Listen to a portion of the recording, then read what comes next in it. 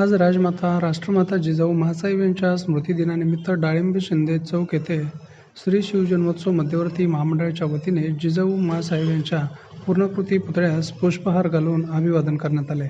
यानंतर सामूहिक जिजाऊ वंदना घेण्यात आली. यावेळी छत्रपती शिवाजी महाराज की जय, राष्ट्रमाता राजमाता जिजाऊ माँसाहेब की जयच्या घोषणाने परिसर दणाणून गेला होता. राजमाता जिजाऊंचा जन्म 12 जानेवारी 1598 मध्ये बुलढाणा जिल्ह्यातील सिंदखेड राजा येथे झाला.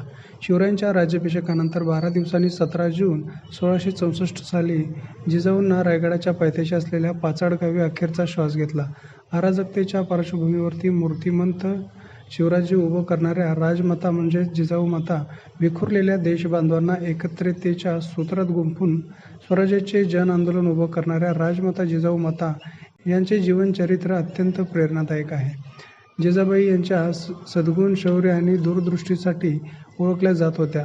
त्या एक कुशल घोडेस्वार देखील होत्या. त्या अत्यंत कुशलतेने तलवार चालवू शकत होत्या. हे सर्व गुण त्यांनी त्यांच्या शिवरायांना दिले अशी प्रतिक्रिया सुनंदा साळुंखे यांनी व्यक्त केली.